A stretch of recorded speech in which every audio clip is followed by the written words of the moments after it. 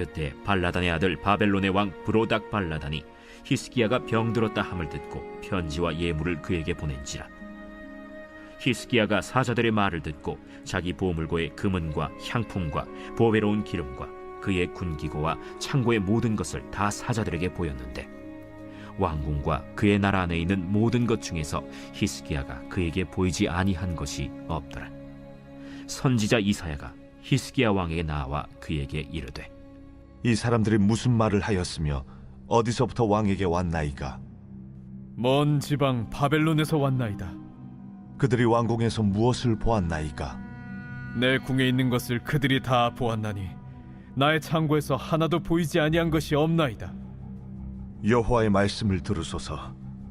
여호와의 말씀이 날이 이르리니 왕궁의 모든 것과 왕의 조상들이 오늘까지 쌓아두었던 것이 바벨론으로 옮긴 바 되고 하나도 남지 아니할 것이요, 또 왕의 몸에서 날 아들 중에서 사로잡혀 바벨론 왕궁의 환관이 되리라 하셨나이다.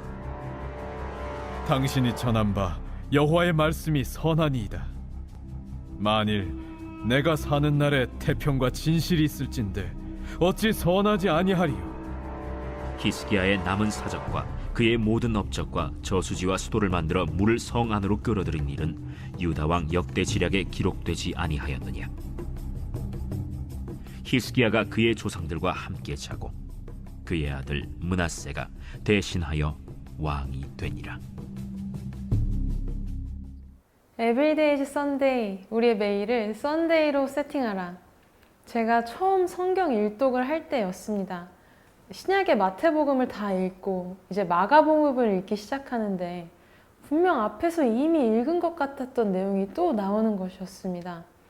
이상하다 생각하며 이어서 마가복음을 다 읽고 누가복음을 읽는데 역시나 앞서 마태와 마가에 등장한 스토리가 또 반복되더라고요. 그때 생각했습니다. 아, 내 성경 인쇄가 잘못됐다. 내가 불량품을 산 것 같은데 출판사에 전화를 해야 하나?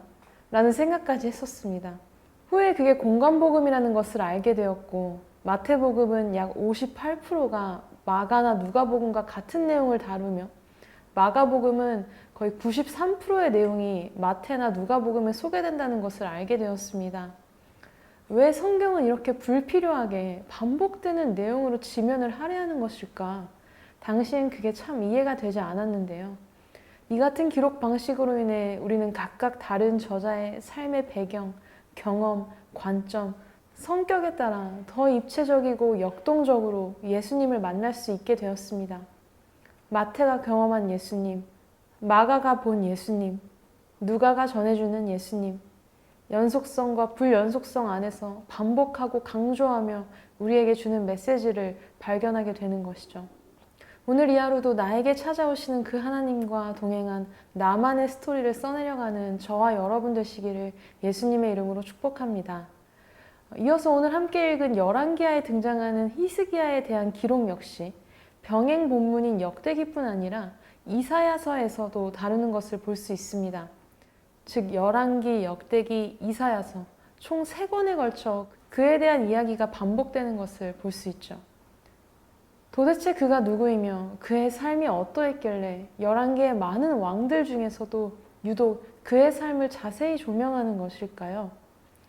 오늘 본문 12절은 그때라는 말로 시작하는데요. 그때는 언제인가? 당시 근동의 최대 강국이었던 아수르의 사네립 왕이 18만 5천 명의 군사를 이끌고 예루살렘을 침공했을 때 히스기야가 간절히 기도하자 밤에 여호와의 사자가 아수르의 군대를 쳐서 모조리 쓰러뜨렸습니다. 그런데 그런 그가 병들어 죽게 되었습니다. 그는 눈물로 기도했고 하나님께서는 그 눈물의 기도를 들으시고 그의 수명을 15년이나 연장시켜 주셨죠. 바로 이런 일련의 승리가 있은 후였습니다. 바벨론 왕이 그가 병들었다 나았다 함을 듣고 그에게 금과 예물과 함께 축하 사절단을 보냈습니다. 그는 자신의 영향력과 명성이 바벨론까지 퍼진 것이 은근히 기뻤을 것입니다. 아수르와 함께 대항할 신흥 강국 바벨론과의 동맹도 기대했을 것입니다. 한껏 들뜬 그는 아주 경솔한 행동을 하는데요. 그는 자신이 얼마나 강력하고 부강한지를 자랑하고자 왕궁 보물창고와 무기고를 다 열어서 보여줍니다. 성전에 있는 모든 기물까지 다 보여주는데요. 성경은 그가 왕궁과 그 나라 안에 있는 것을 사신들에게 보이지 아니한 것이 없었다고 말했습니다. 이것은 잠재적인 적이 될 수 있는 국가의 사절단에게 유다의 전략을 전부 노출시킨 것이나 다름없는 것이었습니다. 이 소식을 듣고 놀란 이사야 선지자는 히스기야를 찾아와 이 일에 대해 물었습니다. 이사야가 이르되 그들이 왕궁에서 무엇을 보았나이까?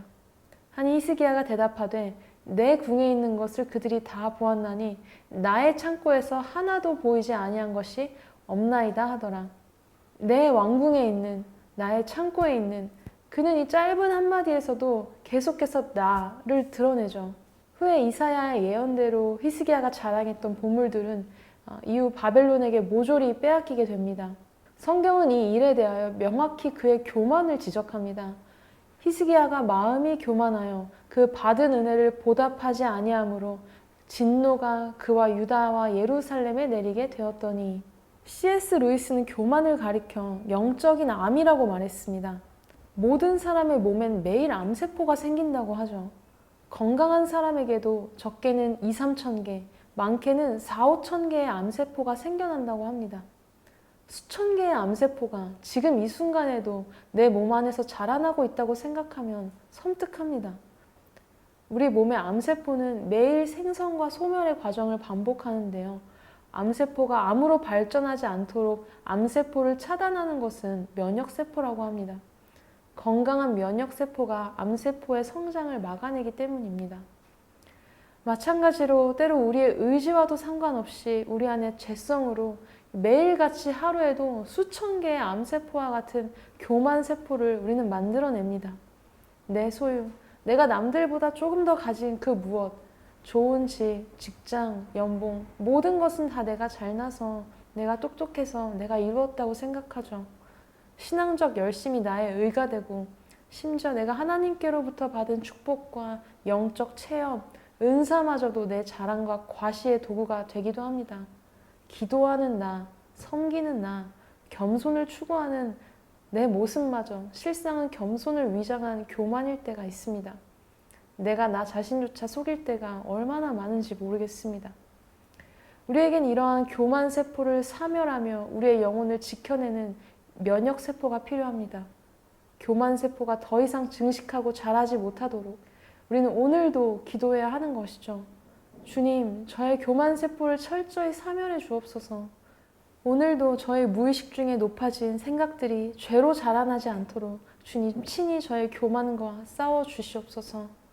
아수르의 침공 앞에서 오늘은 환난과 징벌과 모욕의 날이라 해산하려 하나 해산할 힘이 없도다 고백하며 전적으로 하나님만을 의지하던 그때를 기억해야 합니다.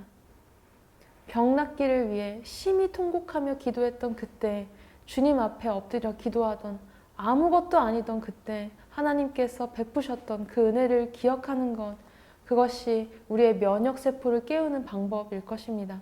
열왕기, 역대기, 이사야서를 통해 히스기야의 일대기를 지루할 만큼 반복하여 말씀하시는 그 주님을 바라봅니다. 오늘 이 아침 나는 마음이 온유하고 겸손하니 나의 멍에를 메고 내게 배우라 그리하면 너희 마음이 쉼을 얻으리니 말씀하시는 그 주님과 함께 승리한 하루 되시기를 예수님의 이름으로 축복합니다. 함께 기도하겠습니다. 하나님 아버지, 이 아침 주님의 은혜를 생각합니다. 아무것도 아닌 우리를 하나님께서 여기까지 인도하시고 들어 사용하여 주신 그 은혜를 기억하며 나아갑니다. 하나님, 오늘도 무의식 중에 높아진 우리의 모든 교만을 잠재워 주시고 주님의 은혜를 기억함으로, 감사함으로, 기도함으로 주님 앞에 겸손히 나아가는 인생 되도록 축복하여 주옵소서. 겸손하신 그 주님의 멍에를 메고 배우며 쉼을 누리는 거룩한 하루 되도록 은혜 더하여 주옵소서. 예수님의 이름으로 기도합니다. 아멘.